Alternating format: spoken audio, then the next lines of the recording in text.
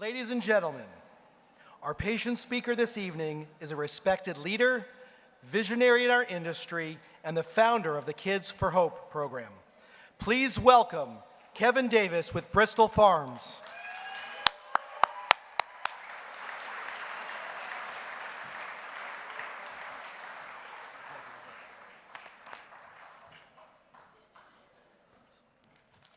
Wow, I get to follow that. It's crazy. I think Mario saw my speech, because that's exactly how I feel. Whoever named this section of tonight's program, the patient speaker, apparently has never heard me speak. I'm not known as being patient. When I received a call from my doctor and he told me I had cancer, I felt completely isolated, in the dark, and really completely alone. I felt like the whole world was gone, and the only one there, I was the only one there, and inside my head, all the scenarios were running through my mind, like, was I gonna be okay, and was I gonna make it through? Had I taken care of Cindy and my 7 kids such that they could make it without me there? And what about my Bristol family? We were in the middle of a sale process. I didn't know if I'd see even who bought the company and if they'd be okay when I left. It was just me and my mind and cancer. That was it. I was all alone. I'd gone through this once before back in 2005 when I was diagnosed with 2nd-stage neck cancer, and I had surgery to remove a lump on the side of my neck. But they couldn't find the primary cancer. They called it a cancer with an unknown primary. So I just had some, what they call a modified neck dissection, where they just took out some lymph glands, and they couldn't find any other cancer with any kind of scans, and they said, you'll be okay. We'll just watch you every 6 months for 5 years and do a scan on you, and if we see anything, we'll jump on it. And they never found anything. But 13 years later, I got another lump on that side of my neck, and it made no sense because they'd already taken out all the lymph glands and fatty tissue that should have eliminated any chance of cancer forming there. And I had a sore throat from a cold that just didn't go away, and it just felt like I always had something in my throat. I needed a cough, and I couldn't clear my throat. So, of course, Cindy said, you got to go get a biopsy. You got to go check this out. And somehow I knew this time it was going to be different. I was in Washington, D.C. at the time, after I got that biopsy at an FMI meeting, and the doctor called and left me a text that said, call me back as soon as you can. And I did. And that doctor at my local hospital out in Orange County, he said this time, he goes, you got a problem. He goes, it's at least 2nd or 3rd stage cancer this time. And he said, you shouldn't have cancer on that side of your neck. You shouldn't have a lump in your throat. And that means it's at least 2nd stage, and the fact that you had it before means it's probably 3rd, and we can't help you this time. You got to go to a special hospital, they said, some place like a cancer research hospital, and they literally said, like the City of Hope. They said they'd do a referral for me, but that's all they could do. I told them thanks, and I hung up, and I immediately called Cindy. After sharing the news with Cindy, I didn't feel quite so alone anymore. She'd been there for me for 40 years. In fact, we just celebrated our 38th wedding anniversary Thursday this week.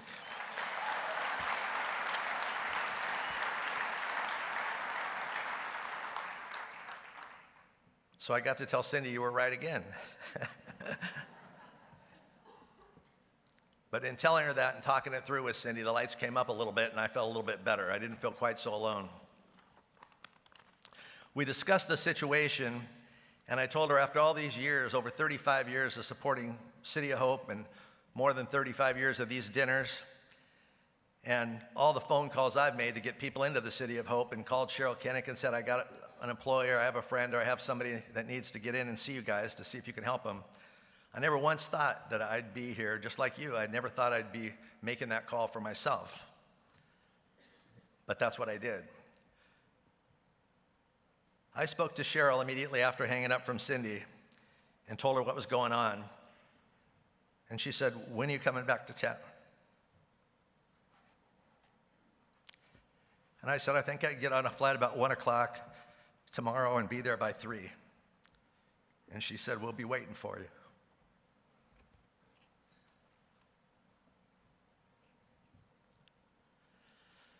I hung up the phone from Cheryl and I took a really deep breath. And even though I felt scared and lonely, I knew I wasn't alone. I felt that I was going to be at the single best place I could go, with the single best people, the best doctors, the most advanced research of anywhere I could possibly be. And they'd be waiting for me there when I got there. And I know I didn't have any answers, but I knew they did. I had my wife, Cindy, I had my family, all 7 of my kids. I had my Bristol family, who I knew Pat and Adam and Sam and all the guys would be there for me no matter what. We've been together 24 years, and I knew they'd support me in any way I needed the support while I was going through that. So I didn't feel alone. All of a sudden, I felt like I was part of a group that was there to take care of me. I had a whole bunch of friends I actually started thinking about in the industry, most of them here in the room tonight. I would name them all, but there's too many of you here that have been with me for the last 50 years while I've been in this industry, supporting causes like this because you knew somebody needed it, even though you might never know quite who. I never imagined I'd have to make that call to City Hope for me, but I did. And as you can see, Mario, look at me now.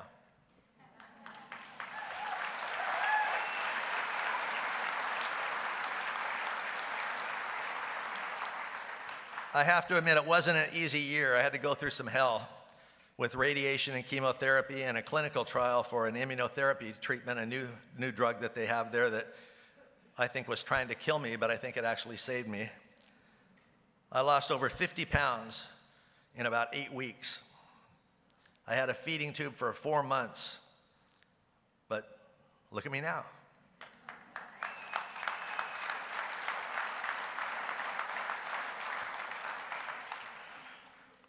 With Cindy and the kids and Bristol Farms and all of your help, and City Hope especially, we beat it so far. The great doctors there, they check me out every 45 days. I get a PET scan every 90 days, and I've been in remission actually since the 6th week of my treatment. They couldn't find the cancer anymore.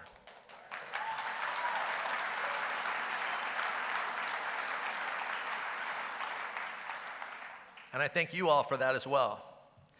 I'd like to take a moment to introduce you to the 2 of the 3 doctors who made up the team. At City of Hope, they don't just give you one doctor like I had at that other hospital in Orange County. They give you a team of interdisciplinary doctors that are trained in different disciplines to help you out, and together they act as a team. Even if they don't all work on you, they still look at your record every day, every Friday, and they review you to make sure you're getting the best possible treatment while you go through it. Dr. Gernon was my lead doctor, and he's a surgeon, but because of where my cancer was in my throat, he didn't get to operate on me. He didn't stick me with a knife. But Dr. Gernon, could you please stand up?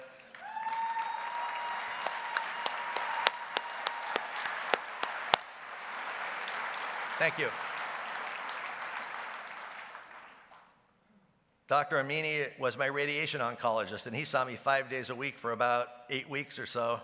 And as I had my radiation treatment, did an incredible job. Dr. Amini, thank you for being here tonight.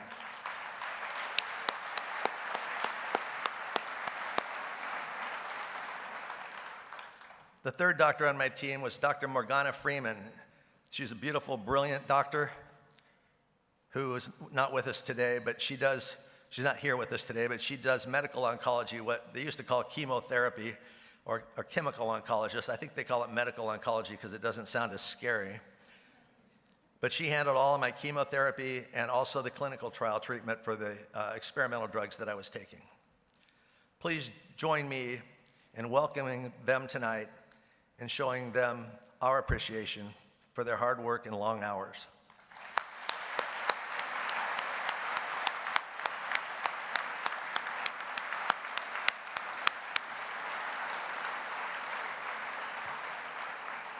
These doctors are literally incredible doctors, and they give tirelessly every day to save lives like mine. I see them in the morning when I was there for treatment. I see them in the evening, nights when I was there for other treatments. They were either coming or going or rushing into surgery or coming out of the radiation lab, and sometimes they were exhausted, and sometimes, quite honestly, they looked a little bit down. And when I asked them why, they just said, Kevin, there's so many sick people, and we can't fix them all. But they try.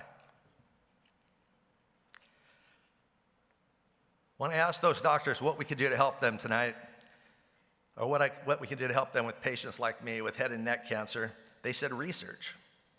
They have the latest equipment. City of Hope, if you've ever been there, is an incredible place. It's a great campus with buildings going up all the time. They have all the equipment. They're not looking for scanners. They're not looking for new buildings. They have all of that going on all the time, and they have a lot of capital money being spent to make it a better place. But they need research. They need new treatments to help people to fight cancer. A lot of people don't know about neck and head and neck cancer. In 2019, 65,000 people in the United States will get head and neck cancer, about 48,000 men and about 17,000 women. And everybody thinks that it's only smokers that get head and neck cancer, and it's not true. It can affect you at any age or any time in your life. And I wasn't a smoker, and I got it twice. One of the difficulties in head and neck cancer is it can affect the most basic functions like swallowing and speaking. Can you imagine me not being able to speak? I don't think I could do sign language that fast. But the tumors that people develop in their mouths sometimes require removal of part of their tongue. A guy I went to school with, you've probably all heard of, his name is Eddie Van Halen, has had his tongue, part of his tongue removed twice. He's currently undergoing some I think his third bout with tongue cancer in Germany right now. It's difficult for them to do some of these surgeries. It's not just surgery removing cancer like you'd think, go in and take out the cancer. They have to reconstruct part of your tongue, part of your throat to make it so you can swallow and so you can speak. The City of Hope sees about 200 new head and neck cancer patients a year, in addition to the past patients that are doing ongoing treatment like I am. Their head and neck team specializes not just in regular routine stuff like the hospital in Orange County that treated me, but they work on complex procedures that are necessary to eradicate difficult tumors such that people can go on and live vital lives and go on functioning normally afterwards. One of the most advanced things they're working on right now is immunotherapy, which I had this immunotherapy they call T-cell therapy, and it's to make your own immune system fight the cancer in addition to the radiation and chemotherapy and surgery that are the traditional techniques of solving these problems with head and neck cancer. But they need money to do it. So tonight, I'd like to ask you to join me in trying to raise an additional $100,000. And I promise there won't be 15 items on a live deal. It's one thing. We just want to raise $100,000. One time for head and neck cancer surgery to show these guys that we're going to try to help them. And as an industry, we're going to keep trying to help them so that we can all say, look at me now one day. Thank you for all of your support. I wouldn't be here without the great doctors at City of Hope, and I don't think I'd be here without you supporting City of Hope. Thank you.